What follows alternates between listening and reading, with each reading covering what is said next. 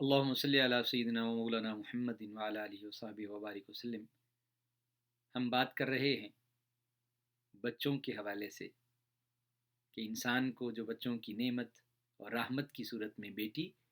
اور نعمت کی صورت میں بیٹا جو میسر آتا ہے، اس پر یقیناً اللہ رب العزت کا کرم اور بندہ مومن کو اس کی رحمت شامل حال ہوتی ہے۔ لیکن آپ دیکھیے اس بندے کے لیے کیا کیفیت ہوتی ہے کہ جس کے پاس اولاد نہ ہو وہ کس دکھ میں سے گزرتا ہے، اور جسے اولاد ملے اور واپس لے لی جائے وہ کس دکھ میں سے گزرتا ہے۔ مگر قربان جائیے، بندہ مومن کی یہ تکلیف بھی اسے اجر دے کر جاتی ہے۔ آپ اندازہ کیجئے، پہلے ہم نے حدیث پاک ایک اور جو ہے وہ ویڈیو میں یہ سنی کہ اگر کوئی کسی کا ایک بچہ فوت ہو جاتا ہے تو اسے کیا اجر ملتا ہے۔ اب کہ دو بچے اگر کسی کے فوت ہو جاتے ہیں تو پھر اسے کیا اجر ملتا ہے۔ حضرت ابو سعید خدری روایت کرتے کہ ایک عورت نے آقا علیہ السلام کی خدمت میں حاضر ہو کر اس نے عرض کیا، یا رسول اللہ، آپ کی حدیثیں تو مرد لے گئے سارے، آپ کی نشست میں زیادہ مرد بیٹھتے ہیں، زیادہ موقع ملتا ہے ان کو آپ کی صحبت میں بیٹھنے کا، وہ تو ساری احادیث آپ سے سیکھنے والی وہ لے گئے، تو عورتوں کے لیے بھی آپ کوئی دن مقرر فرما دیجئے جس میں ہم بھی آپ کے پاس حاضر ہوں اور آپ سے اللہ تعالیٰ کی بارگاہ سے جو آپ سکھایا ہوا علم آپ کے پاس ہے وہ ہمیں بھی اس کی تعلیم مل جائے اور ہم بھی جو ہیں وہ آپ سے وہ تعلیم سیکھ سکیں۔ تو آقا علیہ السلام نے ارشاد فرمایا، فلاں فلاں دن فلاں فلاں جگہ اکٹھی ہو جایا کرو۔ وہ اکٹھی ہو گئیں تو آقا صلی اللہ علیہ وسلم نے ان کے پاس آپ تشریف لے گئے اور انہیں اللہ کے علم میں سے تعلیم دی۔ پھر فرمایا، تم میں سے جو عورت 3 بچے آگے بھیجے، یعنی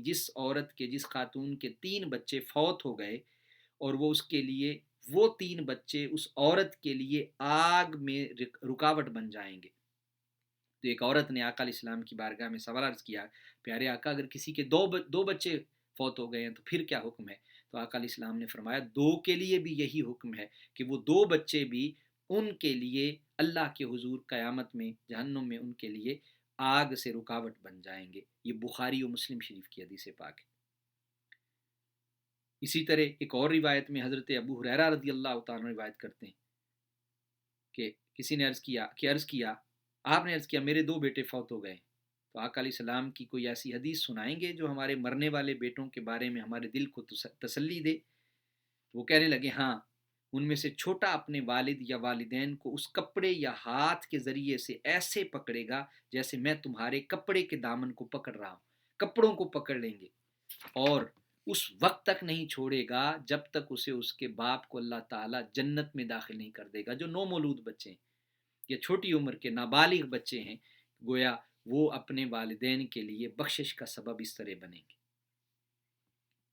اللہ پاک ہمیں یہ توفیق عطا فرمائے کہ ہم اس راز کو سمجھنے کی ہمیں توفیق ملے اور پھر اس پر صبر اور اجر کی امید رکھتے ہوئے اللہ کے حضور رجوع کرنے والا بنائے۔ آمین۔